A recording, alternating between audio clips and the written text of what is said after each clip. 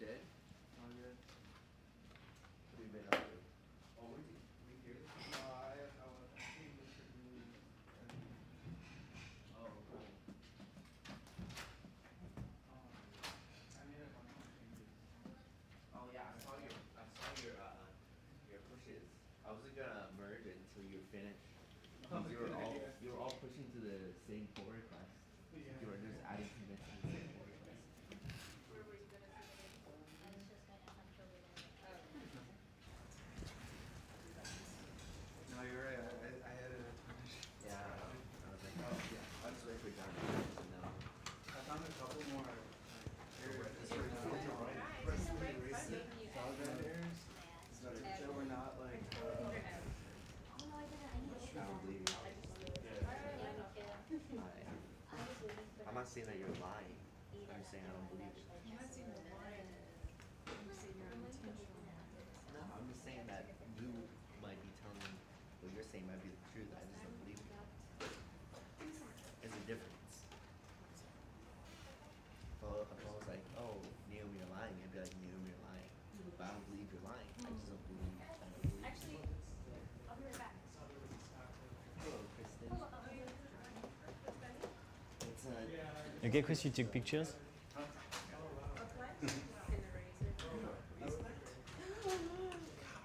Yeah. Wait, is that your shower that you tweeted? It's not my shower. Actually, we can start to do through this diagram. Okay. Is streaming there? That was so Yeah. popular. Okay, awesome. That was Oh my awesome. god, yeah. It's Yeah, it like is small. still Okay. together in the lines. Go bigger or it will go. That's viral. awesome. That's so awesome. You did something that's so popular. I can't find that. Well, now it's 329 likes. My retweet of your tweet got more likes than like I normally get. That's crazy, isn't it? I know. I'm hoping my retweet will surpass your tweet, your original tweet. I think it's all coming as mine. Oh, Really? It tops because it shows like Oh, all the yeah. likes together. oh, it does. Unless you quote it. So I think that if you quote it, then Oh, it's okay. Quote it, John. quote it. No. I was just. Let's come to who gets the most likes? Both of you guys do the same post. Who gets the most likes? Oh, yeah. It'll be different. Challenge. Okay, so guys, where are you struggling since this morning? concept. Concepts? Yeah. Did you get the overview, the big picture of? Yes. So what is the big picture? Yeah, what's the big picture? What we drew up there. So the big Requests come. Requests come from the internet, either from your customers or it could be like from people attacking you. It comes first. It hits your hardware through the network card. stay super high level. Higher than that, High level.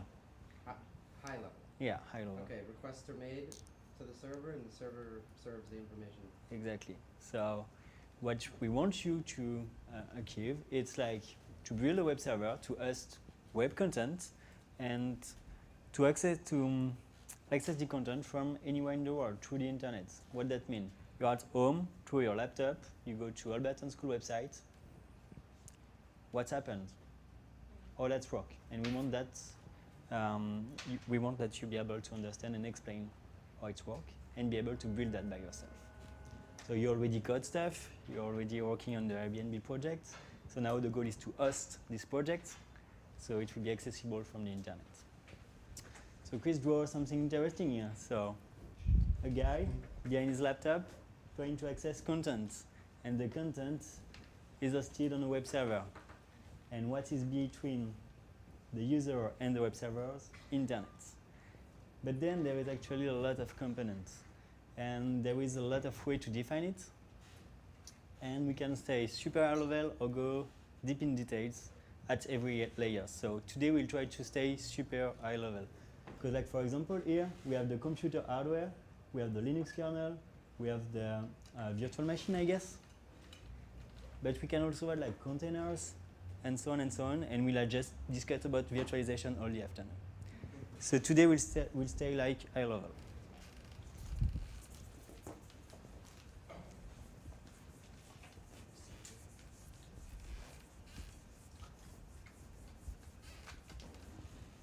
So first I will go through each concept. So we said we have a user who wants to access content. So we'll have a web server.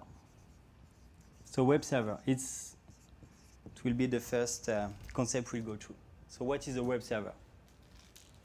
Software Or that hosts your files. So if we are talking about web server, it's software. Okay? So what is software is for? What is software is doing? serves data. Yeah, hosts your files for your site. Is it the web server that's hosting the files? Nope. It's serving the data to the user. So the web server is an application running all the time on an actual server. The server will be like the server will execute an operating system, right? Let's say a Linux. So my web server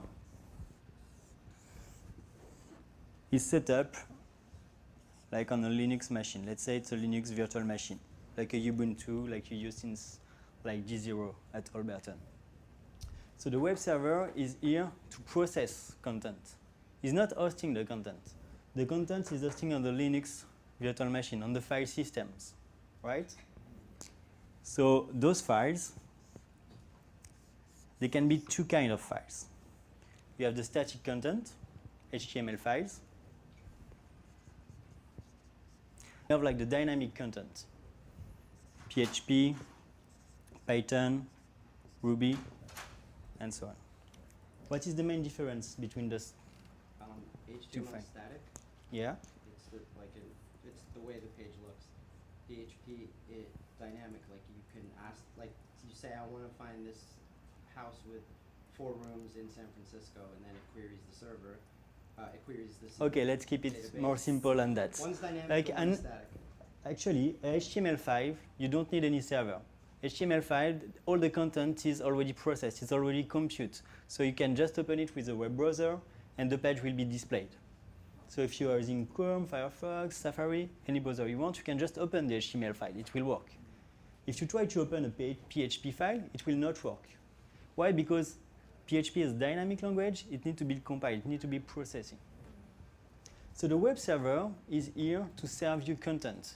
It's here to serve content that a web browser can understand, can interpret. Because here, I have my Chrome web browser, and this web browser needs to understand what we send to. So the web server serves content. We have 2 different kinds of content. And we need another component. It's the application server. Do you know what is the application server? So I told you PHP, Python, Ruby file can be handled directly by the web browser. It needs to be processed. It's why we need an application server. So if you want to serve PHP content, you need a PHP server. If you want to serve Python content, you need a Python application server, and so on. So it compiles Exactly. dynamic. Yeah. Why not to have the application server on the user side? If I put the application server here, that means my web browser needs to access content that is located on my Linux virtual machine. It's not possible. If I want, what? You could open a port. I want to stay super high level. There is, okay, let's say some things from the beginning. Everything is possible. Yeah. Everything. It just takes measures. But let's stay like it's what we are really doing in production, what is really happening. Yep. So my application server is here to serve the dynamic content. It will like basically generate equivalent of HTML file. So if I have like a PHP file, my application server will generate HTML code. So when you go to any website, Albertan School website, and there is like the team page, team.php, you open the team. Well, it's not PHP, but let's assume it's PHP. You open the team.php file. You will be able to see the content, and if you inspect the content, you will see it's only HTML code. It's because it was processing. So everything you see in the web browser, it's HTML. So the application server is here to process PHP, Python, Ruby, everything into HTML content. If it's a static page, the web server can handle it directly. Don't need to be compiled. So I'm a user. I requested a web page from Albertan School website. I want to know more about the school. So I go my web browser, www.albertanschool.com. I go to education page. My web browser will request a web server, and the web server will process the dynamic content and the static content and serve this HTML code to my web browser. That means my application server communicates and sends content to my web server. Is that clear for everybody?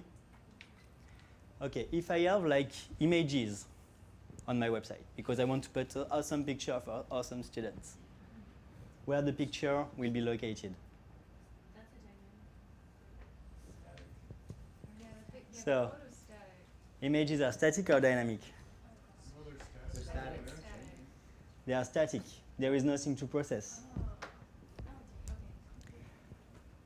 That's okay. Oh no, I'm feel good. I like this stuff. So what's the application that we're, the application that serves Python, which one are we using? Is it Flask? You have Flask is one of them, but at school, Guillaume is not here. You are not using this one. Django? No. Okay, I don't want to say a false name. This application server name will process like Python contents, but let's wait for Guillaume so he will give us the right server name. Basically, you have like 100 of different application server. Like you have like not 100, but like a dozen of different web server. You already know like Nginx and Apache, but there was like IIS and a lot of them. So do you have different application servers for different dynamic? Yes. Yeah. Right? Yeah. It's separate. Like, Usually you have like one different application server for each languages. Yeah. So the difference between like HTML content and images can be like images, they are not code. Okay, so it's not part of the code base. HTML, PHP, all these files like static or dynamic, they are part of the code base. So basically, on the Linux virtual machine, on the file system, you can use GitHub. And like you have a folder with your Git repository content, and you use it as a code repository. The code repository will be used by the web server and the application server. Okay? The code repo is the code base. Yeah. The images, you can put them like in a GitHub, that will work, but it's not efficient. It's not built for that. So usually we have like still on the file system, we have other folder with like all images, all videos, all media files. And the web servers is also capable to access it. Like they're all on the same machine. It just file system access.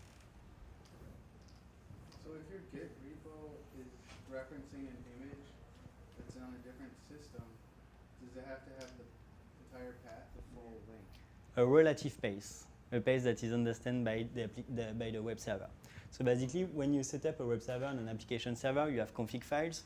In config files, you will set like a bunch of settings. One of the settings will be the root folder. So it's the top level folder that can be accessed by the web server.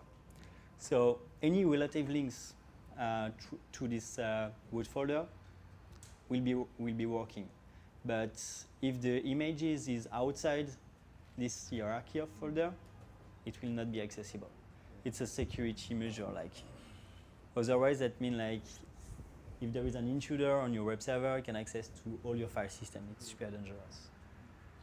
So are there app servers Which one?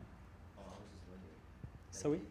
Is there app servers that are also web servers? Yes. Like for example, Apache, you can load the PHP module from Apache.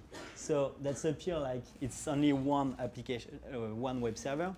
But if you are looking at the processes, you will see that you have different processes execute at the meantime, different PID.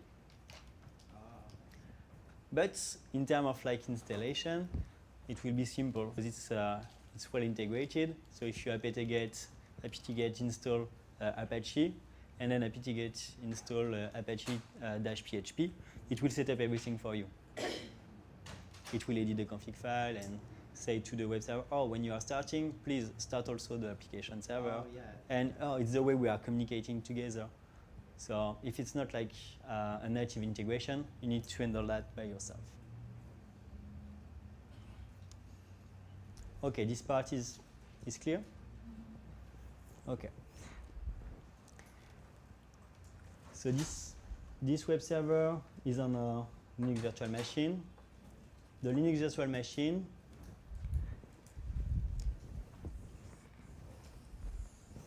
is on a physical server. Right? Right? Yep. But can it be in the container? Well, it could be Oh. a container. Okay. Is a virtual machine can be executed inside a container? You can. Okay. So I said previously everything is technically possible. So yes, it's technically possible. Have you ever seen this example? No. It will happen some days? Probably not. Because there is like no sense. Yeah. What will be the purpose? You lost efficiency. It's super complicated to manage. Okay. What makes sense? Physical server executing multiple virtual machines. Physical server executing multiple containers. And physical server executing virtual machine who are hosting like containers.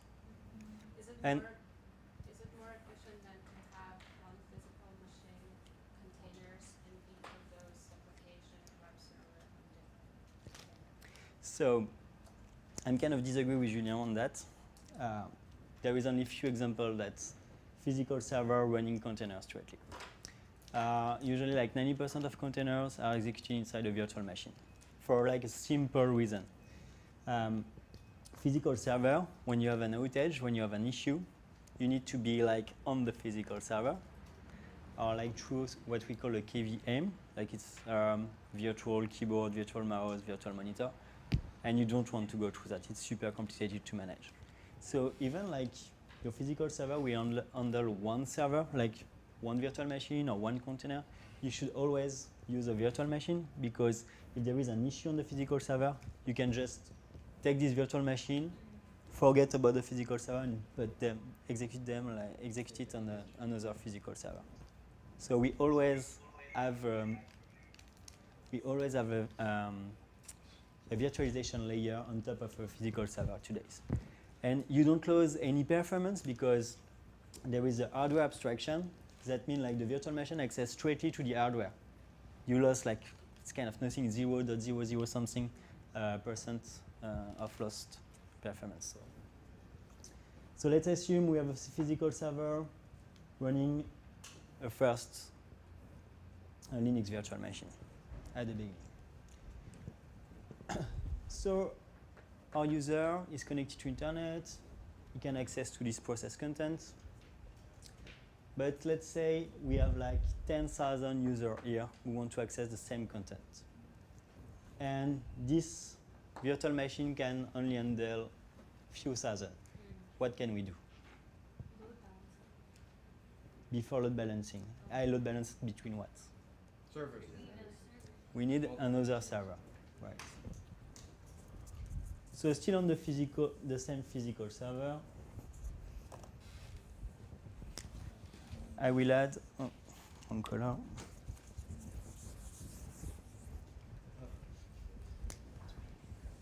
I will add a second Linux virtual machine. Same component, web server, application server, my HTML. So yeah, let's say static content, it will be more appropriate.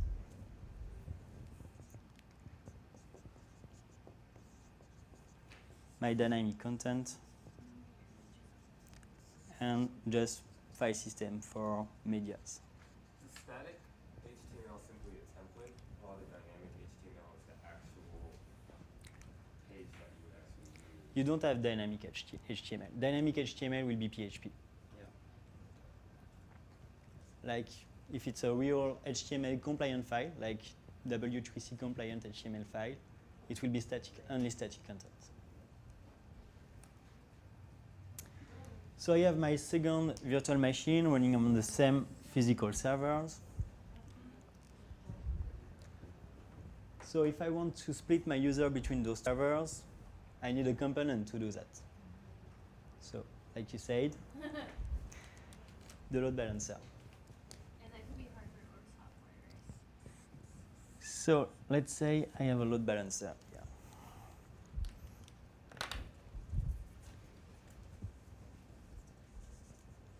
My load balancer indeed can be same physical or software.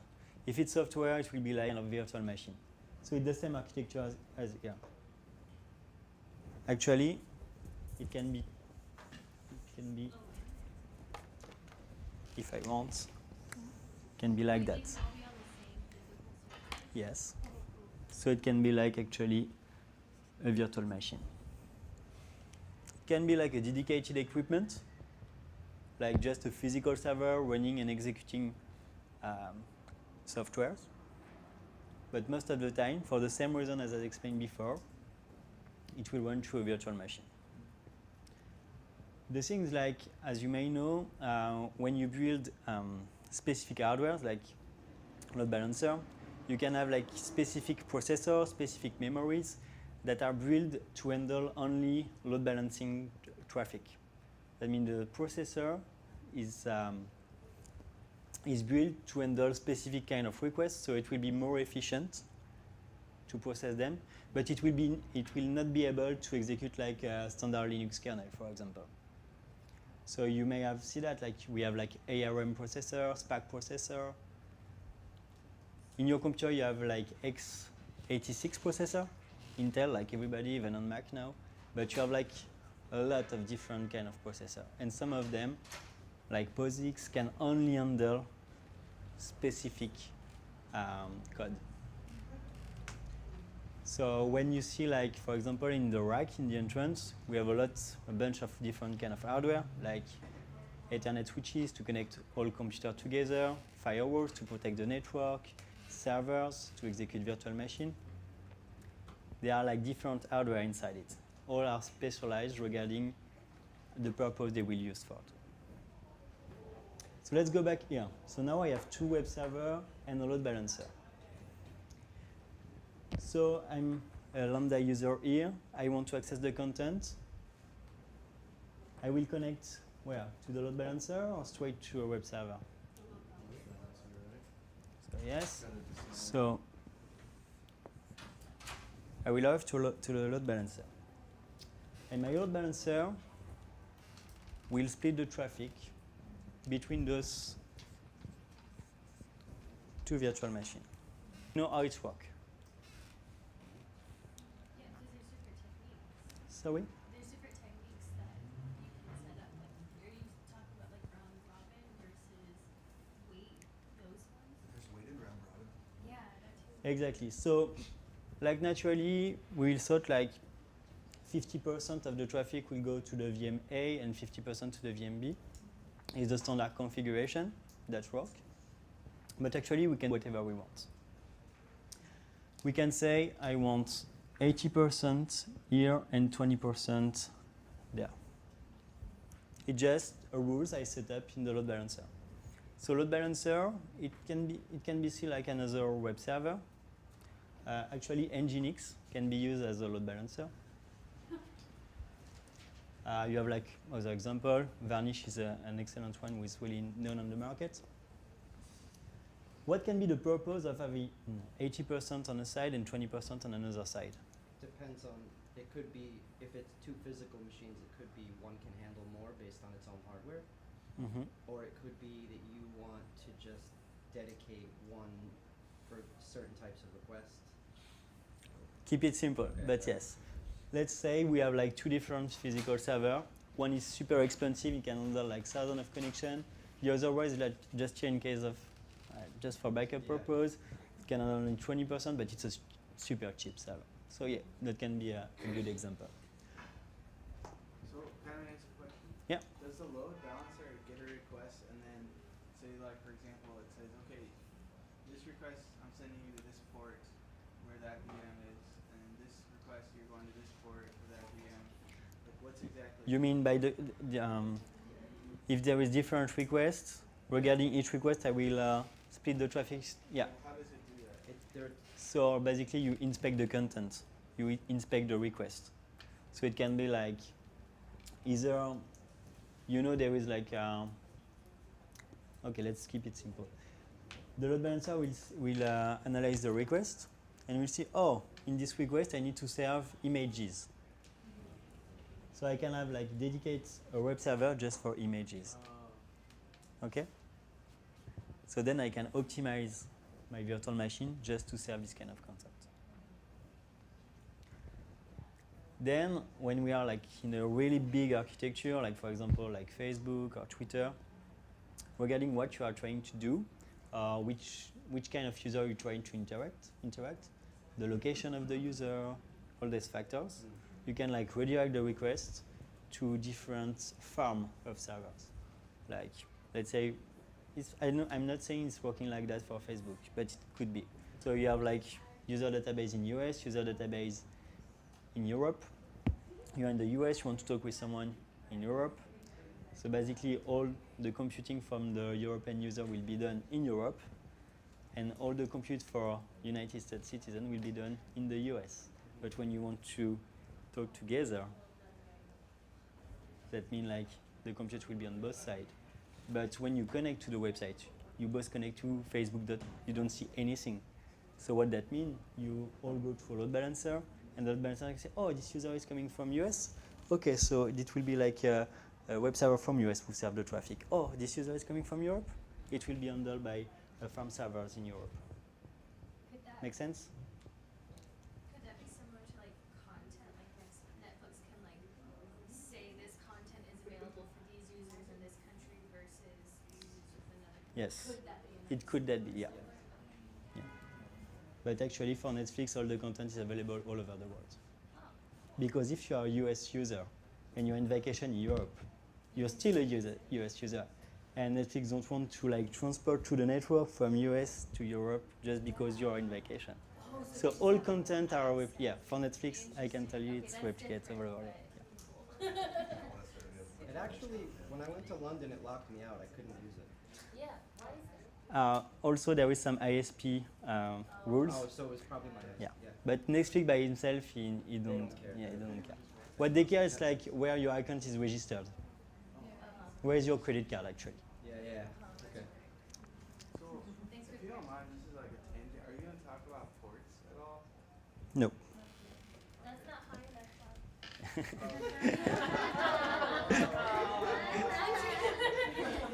You're right. John, want to come back later? Yeah, I'll be at your next talk. Yeah, that's Thursday. Okay, Thursday. Okay. We can also do site chats later. Yeah. I'm always happy to chat about network and infrastructure. Okay, so here on load balancer, split the traffic the way we want. We said it can be like a percentage of the connection. It can be the number of sessions. What is also important to have in mind is like when a user starts to talk with a specific server, the load balancer will try to keep that session. That means the user will be processing by the same server when it's possible. We'll go through this concept little bit later. Okay, like what is a stateless, a stateful session? That means There is some content which can be processed only by the same server all the time because the user is always connected. There is some content we don't care. It can be processed by any of the servers. But it's little bit advanced for now. So we say like load balancer will split the traffic between servers. What happens if like I have one server who's dying, who can't handle more traffic, like we're under outage? It can be handled by the other one, no? Yes. So let's say this server is not available. The traffic will be handled by this one. But how the load balancer can know that? Oh, yeah. Well, can it Can you tell it? isn't it a problem where it'll just like, without being outside of it, I don't know what that means outside of it, it'll just like try. Can we connect And if to it web can't do server? it, it'll try another one. And then it'll just So- like keep trying. So basically, it's kind of that. The load balancer, before like forwarding the request, he will try to connect.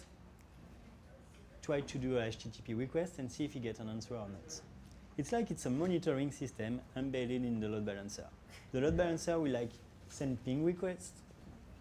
So if send the ping and he receives an answer, that means, oh, the equipment is responding from the network.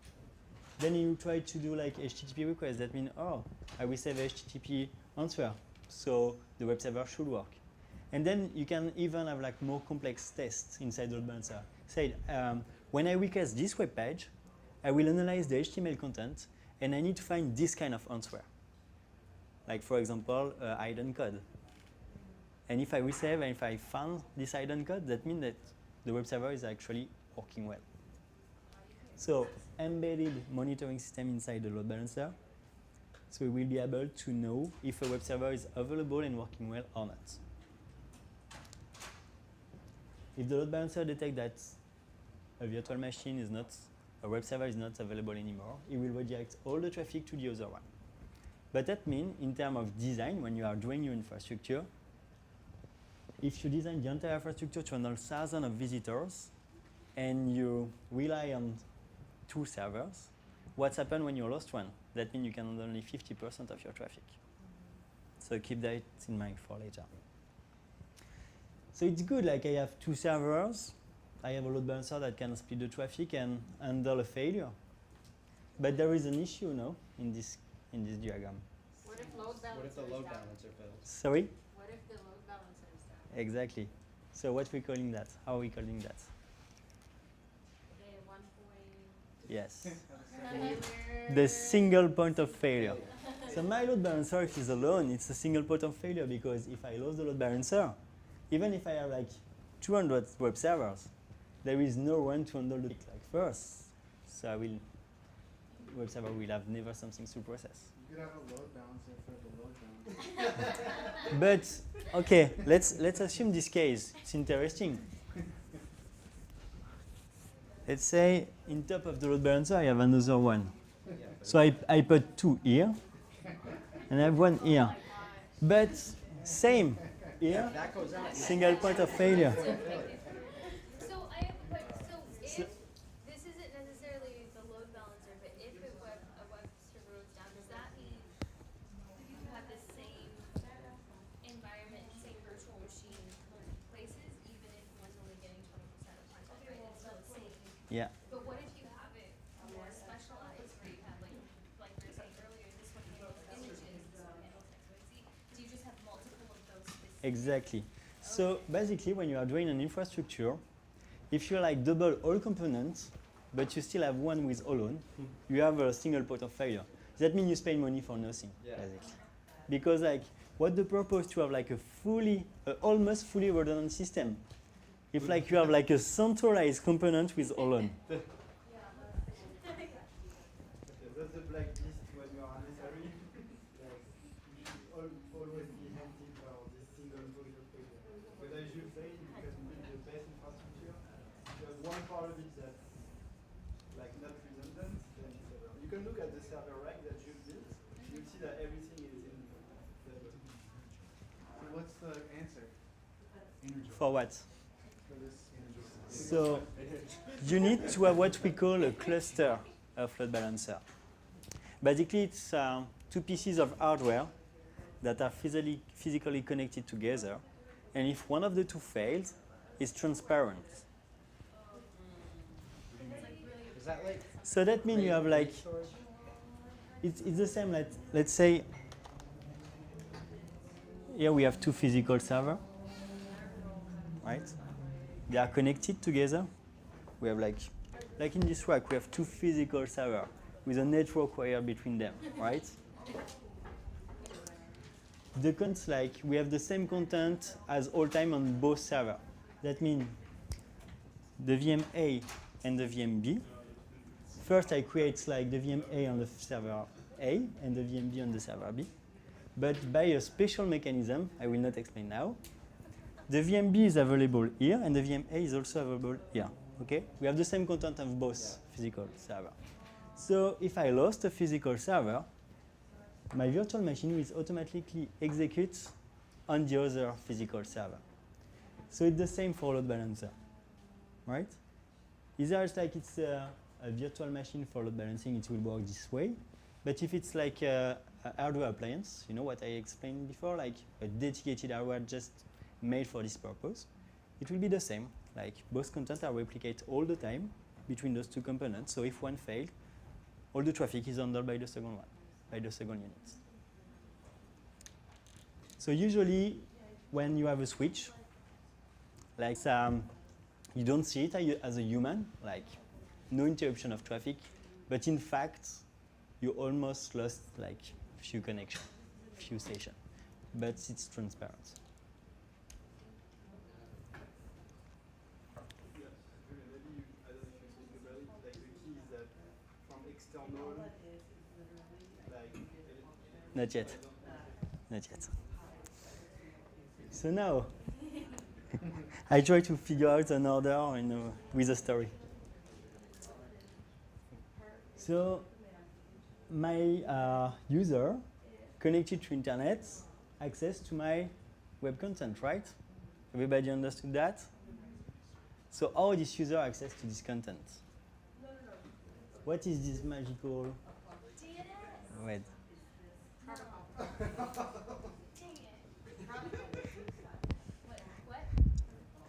Okay. We'll simplify this this one now. We don't need this level of detail.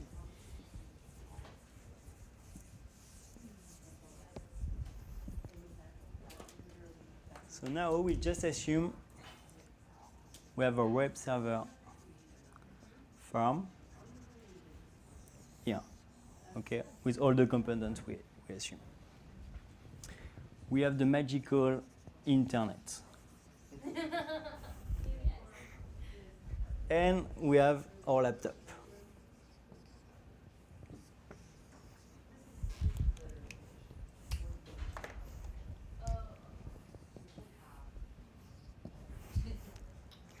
So, how my laptop is connected to internet?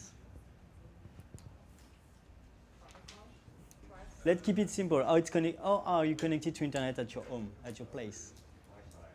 Wi-Fi. Great. What is Wi-Fi? Well, it's A network. So,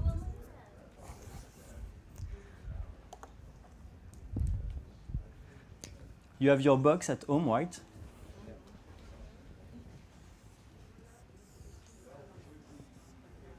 And your laptop is connected to your box. What is the box? Actually, we use this term box since few years. That means nothing. So black box. So router or the switch? we have switch, Wi-Fi access points, firewall, router, and also, I will talk about it. And also something super important actually, the modem. Yeah, that still exists. So my laptop can be either connected to the switch with Ethernet cable, can be connected through the Wi-Fi. So they are like the same component, One is wired, one is wireless. And then I have like 3 other components that will allow me to connect to internet. So my switch and my Wi-Fi access points, inside my box, they will be connected to the router. What is a router? A router basically is here to establish communication between multiple networks. And here I have 2 different networks. I have a switch and I have Wi-Fi access points. Then I have a firewall. My router will be connected to the firewall. What is the firewall? It's for security. Firewall allows me to filter incoming connection and outbound connection in both ways. So I can say, people, I only allow the laptop I know to connect to internet. Usually our box is like allowing everybody who's connecting through your box to access to internet, but you can, if you connect to your box manually, and you navigate in a web page that allows you to configure the box, you will see that you can edit the firewall rules, and for example say, oh, I will only allow my personal laptop, and my roomies, oh, I just disabled their access. So firewall is here to manage the security layers. And then I have the modem. The modem, it will be the pieces of hardware that connect physically my box to a service provider, to an ISP. So it can be optic fiber, it can be analog phone line, it can be GSM, LTE, all this technology. It can be wire or wireless, but it's through a modem.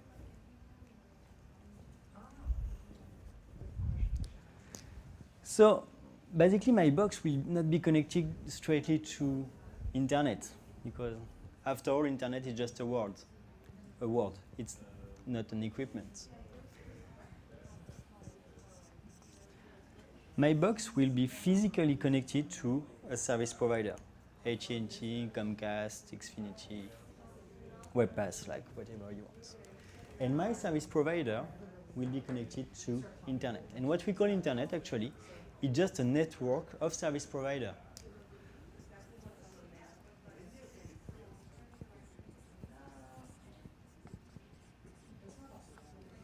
So we can do it this way.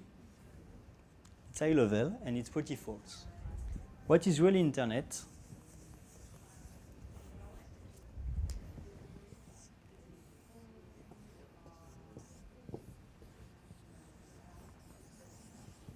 This is internet.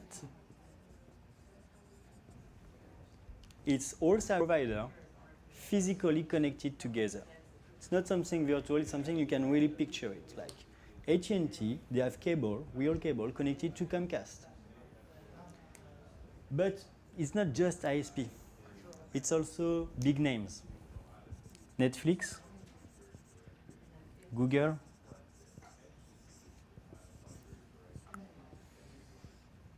they also have like real physical connection to service provider. Multiple of them. So you see, it's kind of a mess. And it looks like the spider web. So like, in other words, Google doesn't have an ISP, they're their own provider. Exactly. So what's the difference between here, I'm an individual, or I'm Alberton, and here? It's basically here we are dependent of an ISP. If I'm big enough to offer like direct connection to many ISP, I become my own ISP, right? What is the stand, like, for Holberton to do that and say, hey, I want a direct connection to it? Like, what, is it money? Yeah. You have to pay them? No. Or it's the infrastructure? It can be, Yeah. if we have time after, we can go through that. There is different factors. It depends. Like, basically, if between Google and Netflix, not good example, between Comcast and Netflix. So Comcast, they have like millions of customers. Netflix, they have millions of customers. So they both need each other, because Netflix without ISP, no customer. But ISP without content, no customer neither. So they will find a good agreement. I'm Alberton. We are awesome. But now we are kind of like, You're banking on the future. yeah. So if like Google and say, hey Google, we have like 100 students at a time and they all want to access Google. So maybe we can like have a wire between our building and your building? They will say, oh, of course, Alberton, you're great. So I let you pay the bills and then we're connected. And Alberton will pay a few million just, to draw a hole in the streets and put the optic fiber and connect to Google. But no, there is no sense. Okay, so I have one side. The goal is like to reach contents. So web server farm.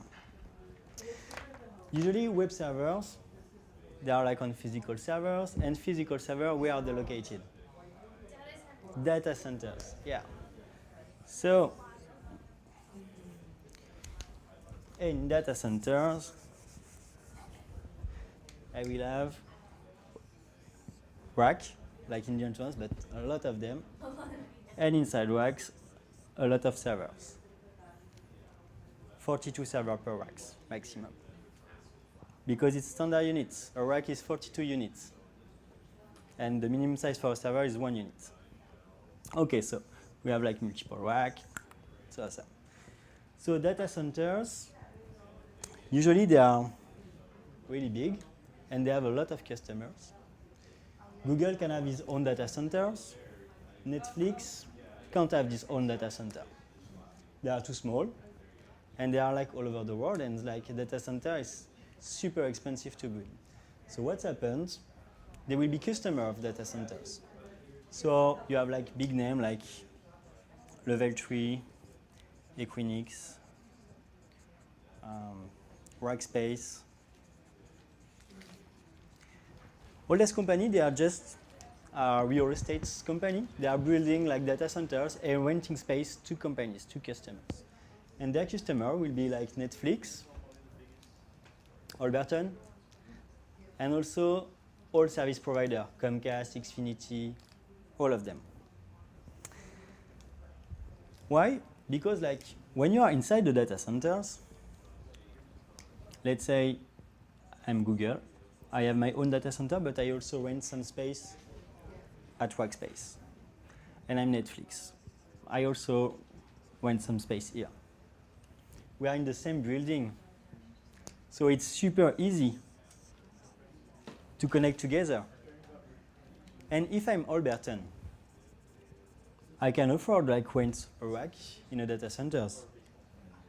And since we are neighbor, actually we can have a private connection to Google, because Google say, oh, okay, I'm gonna connect with you, but you pay for it. And I'm like, okay, yeah, I can afford it, right? So it's the main reason why, like, even when you have enough money to build your own data center, usually you don't do it, because what is interesting about data center is to be with other customers, because you can easily connect. Yeah. Right? And it's not just about money, it's about facilities. But my data center, even like all partners in the same data centers, need to be connected to the rest of the world. But if Comcast is here, and AT&T, so I'm connected to them, we are all connected together, and AT&T actually is connected to himself, right? Comcast, same, and Google, same. Make sense? So all data centers, they are connected to the internet. Yeah, and we can actually replace all the square shape by data centers. Yeah, we are not talking about ISP, in fact. We are talking about data centers. So what is internet? It's data center connected together, but not only data centers, also universities, because they are their own data centers inside. And actually, universities were the first one connected together. So internet's born in universities for military purpose. So at the beginning, were like government building, universities connecting together, and then some company connect to the network. and then some service provider. And then you have like the end customer connected to service provider that are connecting to this building. And all this physical link, they can go through the ocean. It can be like a submarine cable. They can go through the space. It can be just satellite connection. So it's why, like we call it internet, everybody's connecting because everybody's really physically connected.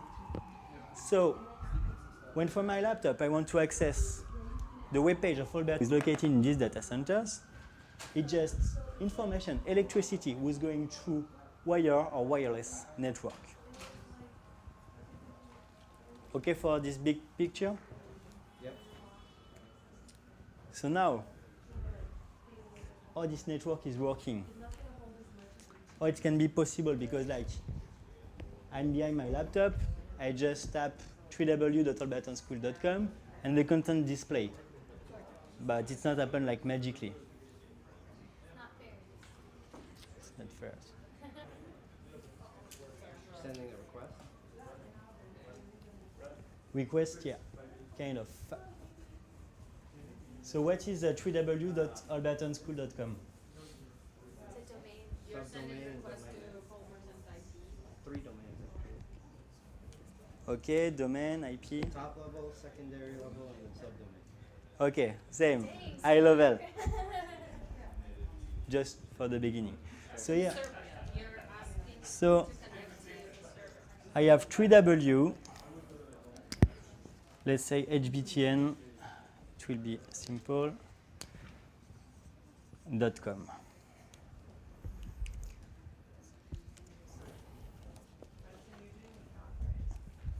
And details matter. So this is a FQDN, fully qualified domain name. I have the dot, the last dot, is the root. Then I have .com. What is .com? The top level, yeah.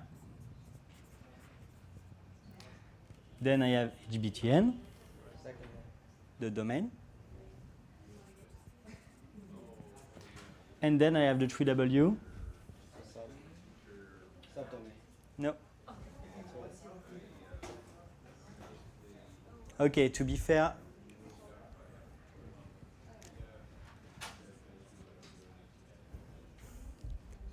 w subdomain. So I give you a second chance. Oh.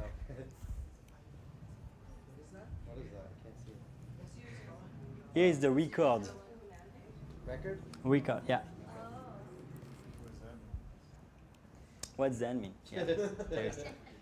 Okay, so now it was just for the joke. Let's just say 3W is the record. Actually, we have multiple kind of records in the DNS system. This one can be like a record or a CNAME record. We don't know yet. What is the purpose of DNS? It's to translate domain to IP address. So my network, they are connected through TCP/IP. And TCP/IP using IP address. Basically, every component connecting together, they have an ID that allow them to be identified. And regarding the kind of ID they are using, they know how to reach to each other. Let's keep it as simple as that for now. So you already set up your domain name, right? You all have your domain on Gandhi. And you all have your web server. And your web server have an IP address, right? So when you configure your domain, you can edit and create as many records as you want. And for each record, you will define some data, some value. So here, we'll define that 3W have this IP address as a value. It's good for everybody? Yeah. So, I have a friend who wants to access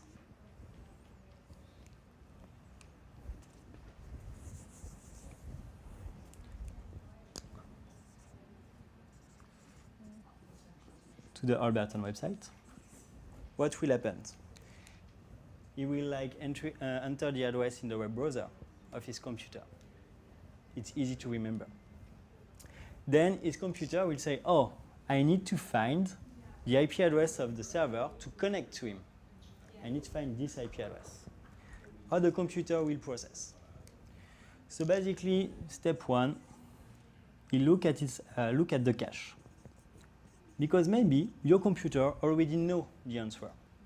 And in this case, you don't need to ask everybody else. Second possibility, you don't know about it.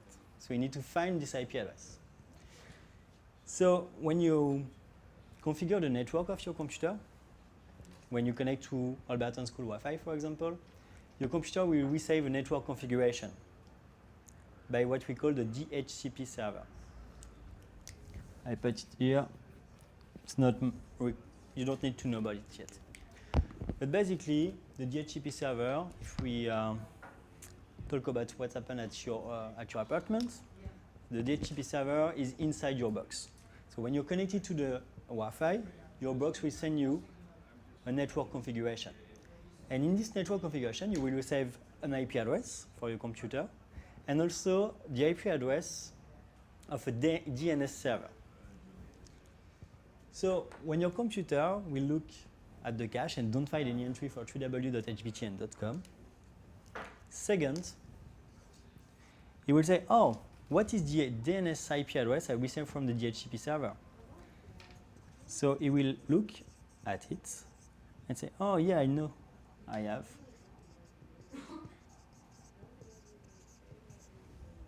The IP address of a DNS server. So I know someone who knows about www.hbtn.com. So my computer will connect to this public IP address and say, oh, I want the IP address of www.hbtn.com. And this server, maybe he knows, maybe he don't know. So if this server knows, what he do is look at the cache and send back the answer. If he don't know, he will process by step. So step one, these dots, what we call the root, actually it's 30 physical servers in the world. And they have the same IP address since forever. So every DNS server, if one day you build your own DNS server, you will need to know this 13 IP address and put them in the config file. So when I reach to my DNS server and I ask for this FQDN, first it will connect to one of the 13 root server, right? Then the root server will say, oh, so you want www.hbtn.com. Okay, let me ask .com. So the root server will ask the .com server. .com server will ask HBTN server.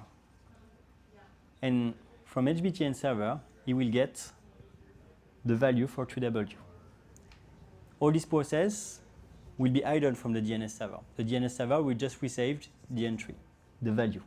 And then this DNS server will return the value to the cache of my operating system.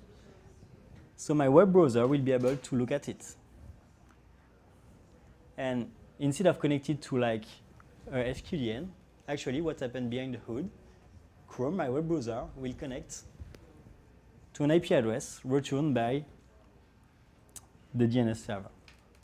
So in other words, once the DNS returns it once, it's in the cache. It doesn't have to keep checking it every time. Yeah. Does it clean the cache? Is it okay for that? Yeah. Okay. So then the cache. When I get this value, when I get this IP address, it's not the only value I get. I also get the TTL, the time to live.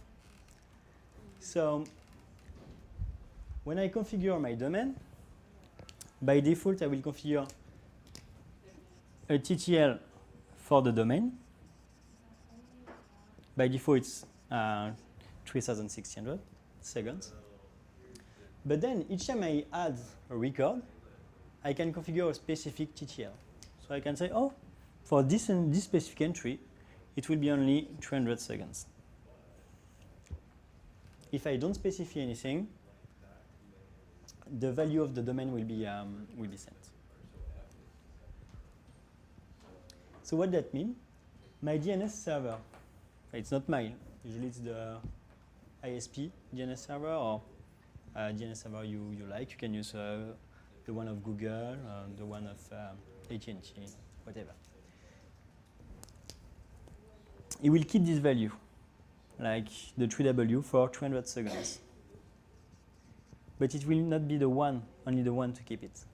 Actually, the .com DNS server will keep it for 300 seconds. The root server will keep it for 300 seconds. The ISP DNS server will keep it for 300 seconds. And my cache will keep it for 300 seconds. So if I edit this value, let's say, oh, I change it, now it's 2.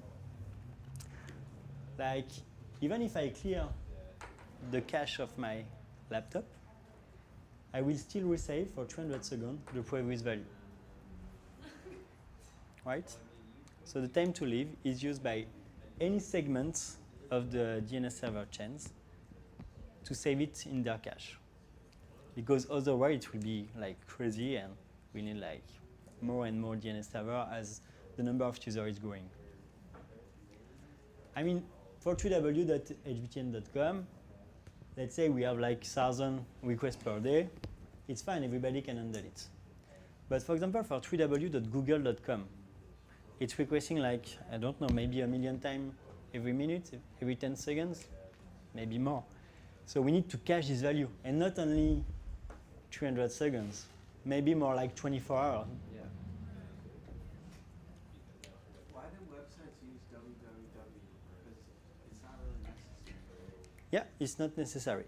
So it's conventional.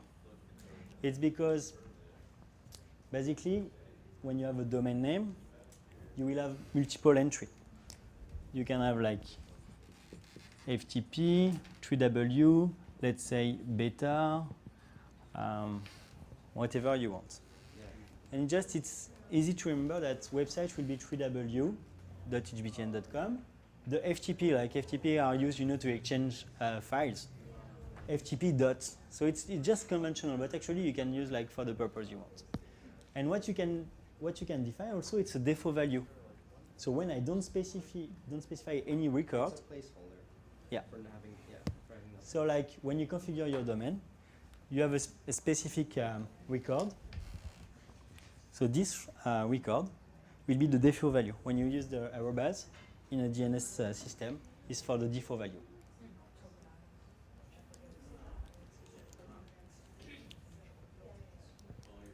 Good for that? Yeah.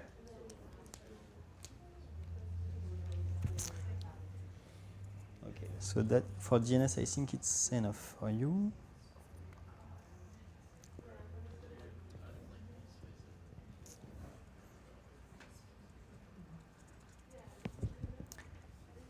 Isn't that a lot to track to have to process the time of every single website? Every single IP website? What do you mean? Isn't that a lot of processes to have to always keep track of that time? The time to live. The time to live the TTL. I don't understand the question. So every single internet provider, all the routes, the 13 Yeah. servers, and every server is keeping track of that content, right? The time. So actually, you just keep the record when it was asked. Like, for example, I create like beta.hbtn.com. Yeah. If like nobody never tried to access it, none of the DNS server will know about it. Like even the root server will learn about it the first time it will be requested, and it will keep the value for the TTL. After the TTL, it will just disappear. Okay. So it's only as long as people are still requesting it. Yes. Yeah. So it's why you need to increase the TTL when it's like it's super high demand, Yeah. and you need to. So what would be the purpose? Why using a small TTL? If it's refreshing all the time. If like Twitter, like if there's new content added. You don't care because the content is provided by the web server, and the IP of the web server don't change. If you change the IPs, then if you change the IP a lot, then you want to. Okay, so why would like to change the IP? You like hiding Because you're hiding. Instead of using proxies. You can't hide in internet. Okay, let's assume you can't Use hide. proxies or you go on forward.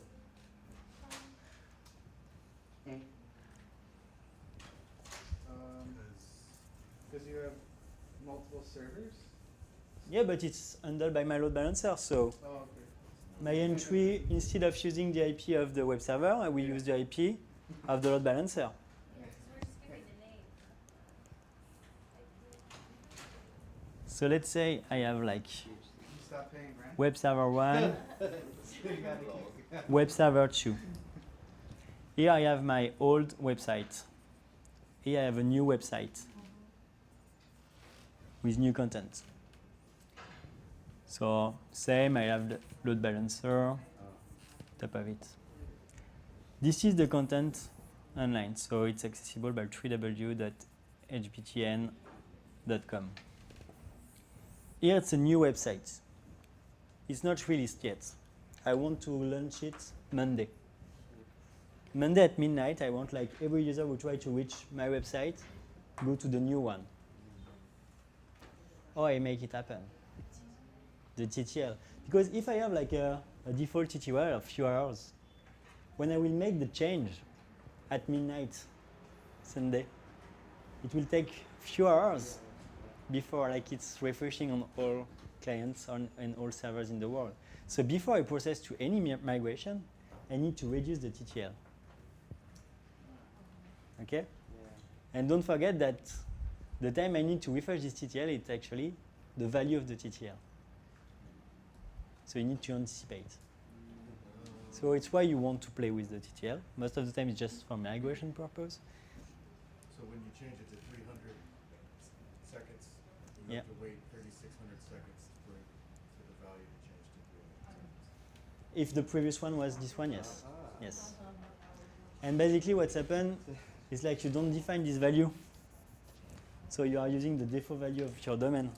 And before migration, you say, oh, I need to decrease the value. So you set the value, but you still need to wait this amount of time before this one. So Go live. to reiterate what he said, if you want to change the TTL to 300 seconds, you make the change. It's going to take 3 hours for the TTL to become 300 seconds. Yes.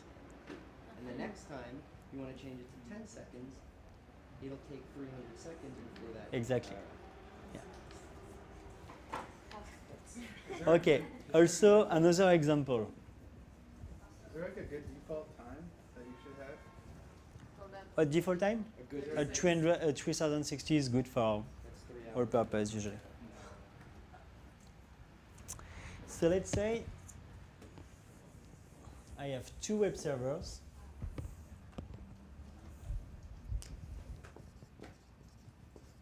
They are connected to internet.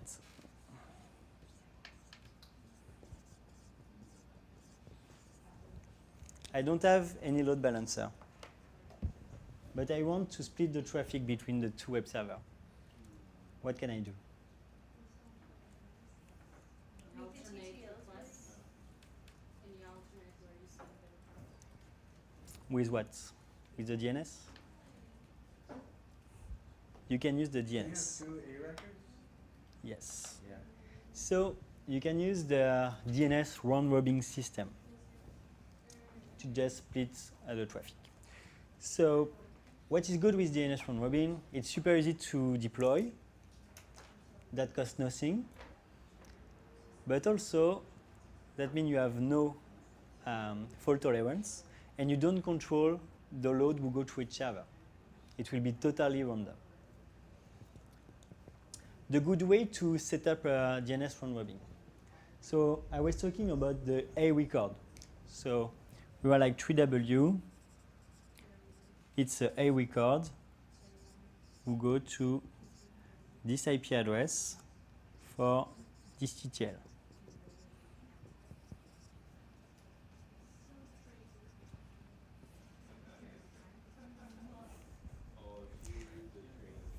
Let's say I have two servers.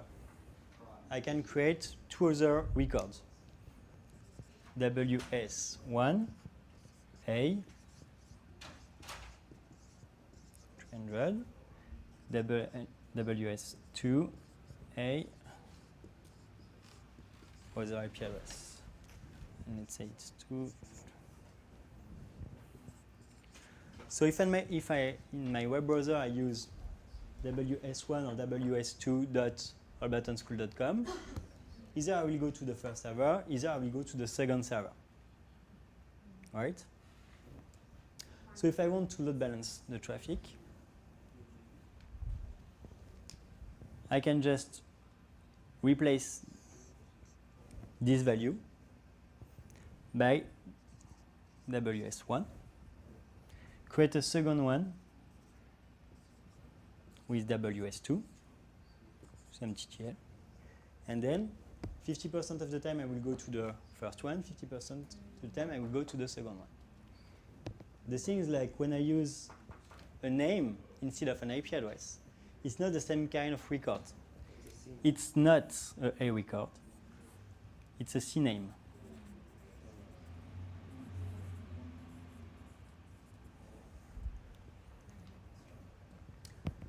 And last question. Why would I want to use a CNAME? Because I could just use 3W here instead of the web server name. What if you change the IP? I change the Or IP. change the, Does but then, it have to have DNS manages the request? So it's a good way to do it for a simple purpose.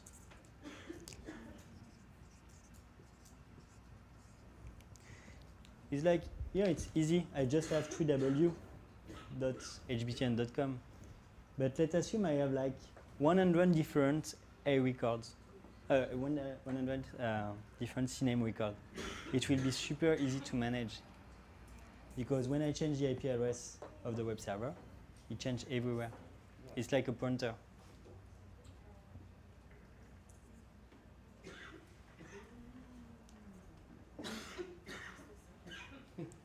You get it? Okay. It was just to illustrate, like, you can use a load balancer. It's a good way to do it. But if for some reason, sometimes you need to just split the traffic between two web servers and you don't have any load balancer available, you can do it through DNS. so the default A record is the ampersand, right? Yeah, What if you took that out? you can't. It, You can't, like, okay, let's. in theory, if you did, it just wouldn't work? You couldn't go, A blank? like nothing, no ampersand, no A record. Put a star. Oh, okay, you mean like your domain name is empty. No record. Yeah, no record. Right, there's no, Okay, nothing happened. then nothing happened. Yeah. So whether you try to go by the IP or the name, well, if you go by the IP, you're fine.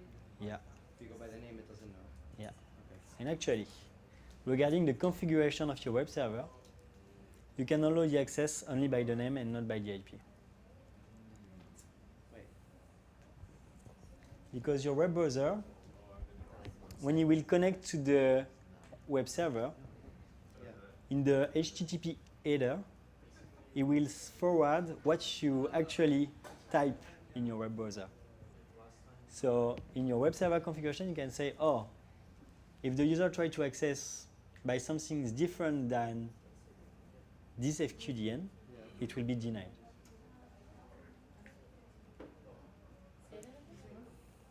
You can deny people if they try to access So- certain No, but I figured that out. It works. information. What was the problem? I spoke to You have your web browser, and you want to access www.hbtn.com. when I did. You have your web server.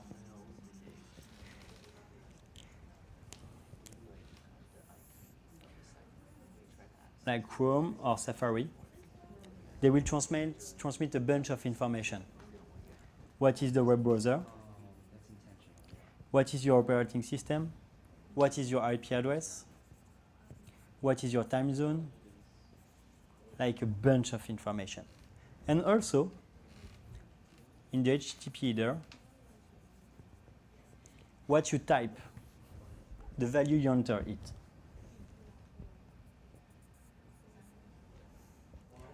So when you type that in your browser, you will connect to the web server using the IP address. But still, the web browser will transmit the name you type in your web browser. So let's say you, instead of the name, you use the IP address. Here you will have the IP address. And in the web server, you can say, oh, if here I receive something different than this name, it's not allowed. And the thing is not just a security purpose. It's because on the web server, on the same web server, you can host multiple websites. Yeah. So if you host multiple websites, all your web server is supposed to know which content he will be served, he needs to be served. It's because he will look at the HTTP header, and regarding the HTTP header, he will serve you the content. Yeah. So if you go to blog.hbtm.com or www.hbtm.com, it can be the same web server with two totally different content, and you will redirect to the good content just based on the name you used in your web browser. Yeah. But if you look at the value for the record, for the DNS record, it will be the same IP address.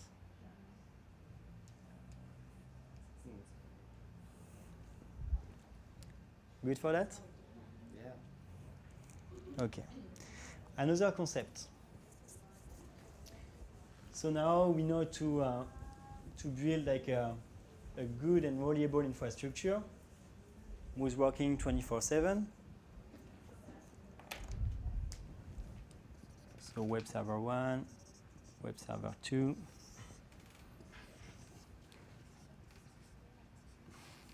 My cluster of load balancer, and internet.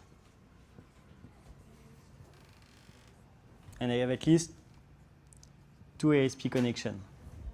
Because otherwise, I have a single point failure. Like, I have a huge infrastructure, we will be always working, but if like Comcast is not working or AT&T is not working, nobody can access my website. Yeah. So too bad. Okay, here we have like an issue because we have no security control. We need to put firewalls. Why?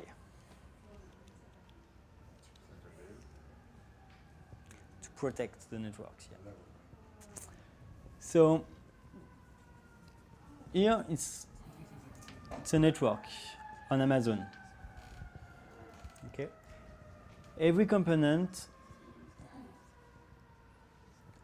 have a public IP address. A public IP address means that my component is accessible from internet.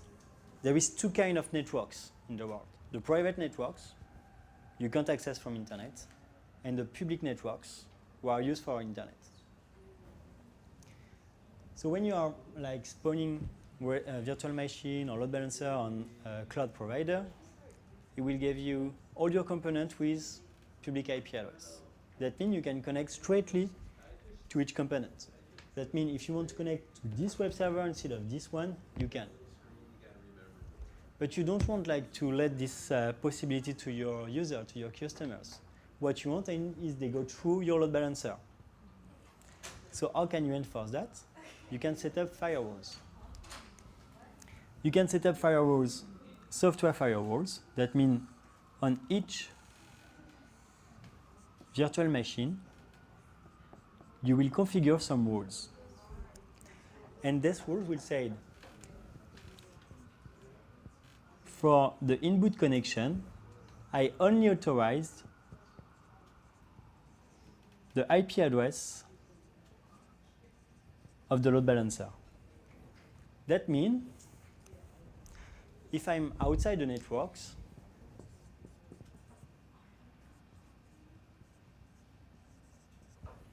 I try to access this server, it will be denied because I will show this IP address and it's not in my hello list. Okay? The other thing, let's say my two web servers, to synchronize their content, they need to talk together. So they are connected. So that means in the firewall, in the in,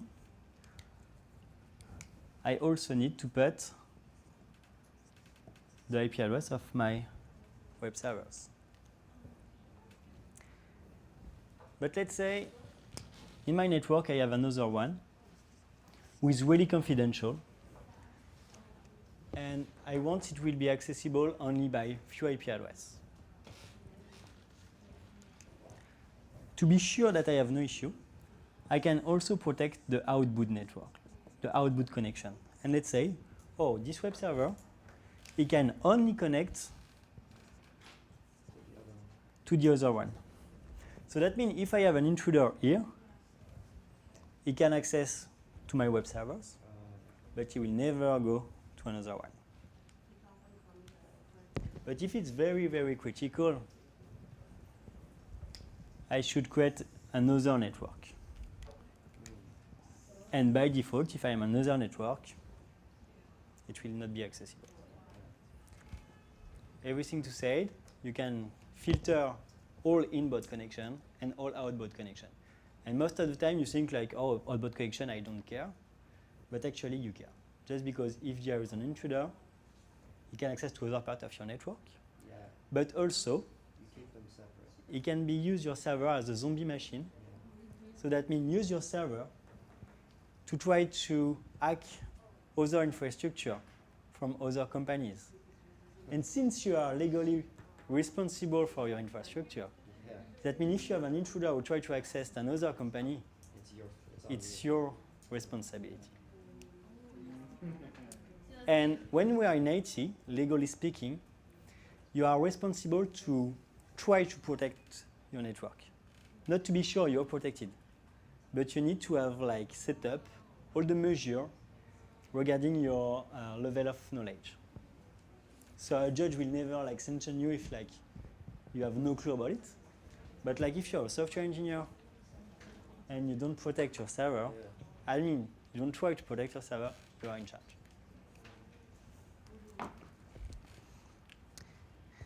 So it was for the software firewall. Still the same story. You can also have like physical firewalls. And in this case, like it's the same things, but it's not a software component you set up. It's like cable you're wiring between like hardware appliances.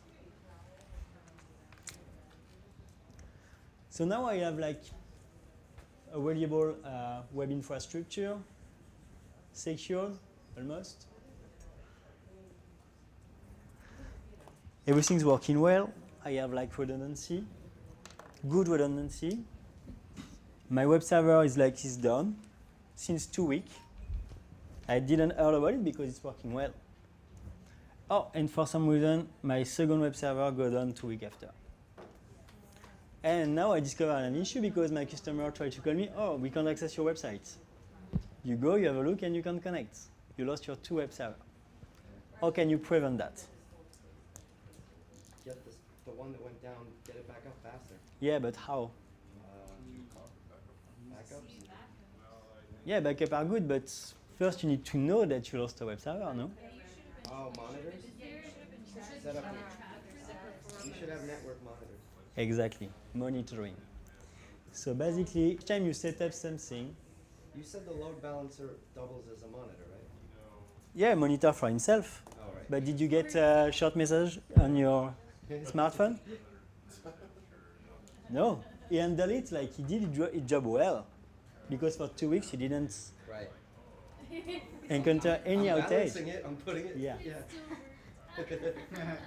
So usually what you do, so today you have like a good cloud services who are offering monitoring, such Symologic.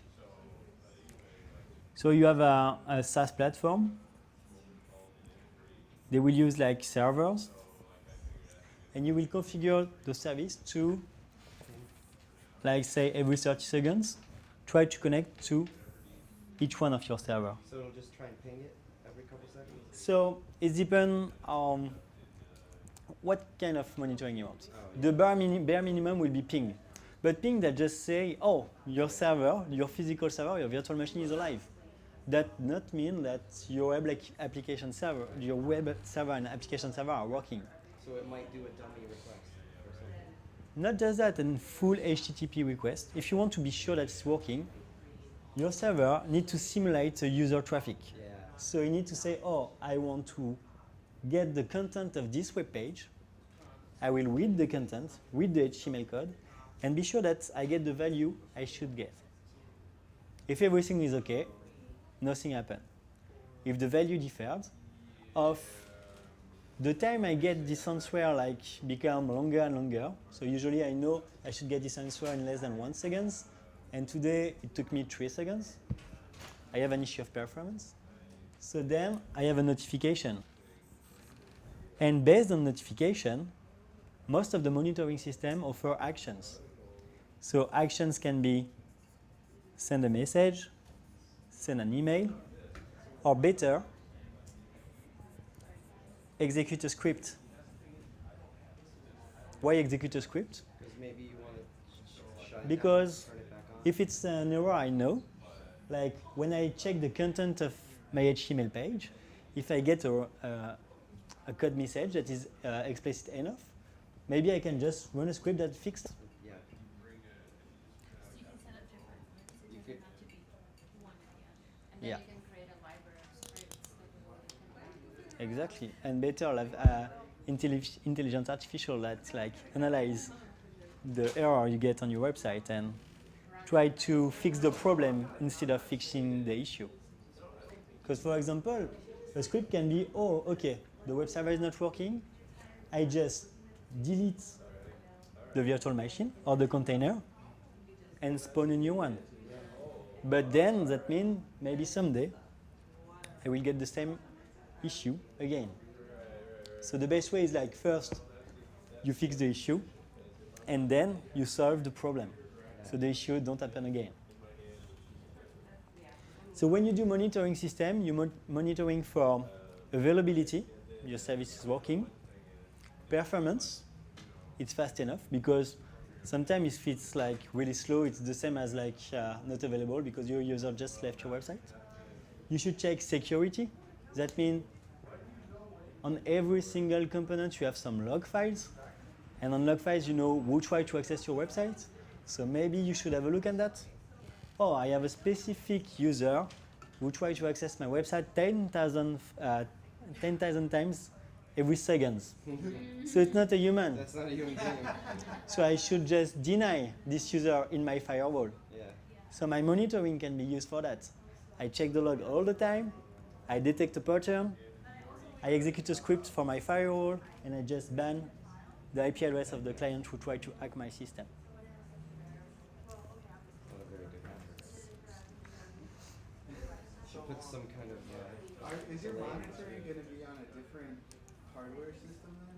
Yeah. So, like I said, today, a lot of companies are using like cloud services for monitoring. So you don't have to figure out how it works. You just configure your rules and what action are executed based on some notification, but some like warning or critical issues. But you can also set up your own monitoring system. That means you spawn virtual machine that will be here just to check if your infrastructure is working well or not. So when you reach a certain size of infrastructure, you will build your own one. Like Facebook, Google, they have their own monitoring system. And it's also good because like usually products on the market, they will fit like 80% of the needs, but the 20% who are specific to your corporate business, your critical business, they are not like available in the cloud services. Yeah. So you need to build that by yourself.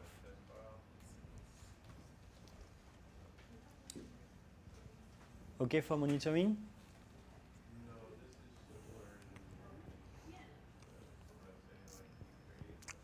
Okay, so I think we cover like all concepts you should have, like the web server, the server, load balancer, single point of failure. Not single point of failure? No, we don't want that. That's good. We got Ah, okay. Okay. Network, DNS, DNS, yeah. firewall, and monitoring. Yep. So now, have you any Thank question? you. Not yet. I'm sure we will. I'm sure we'll have plenty later. Can we just do that one more time? Yeah, sorry, could Say you again? repeat all of that? I recorded. Oh yeah.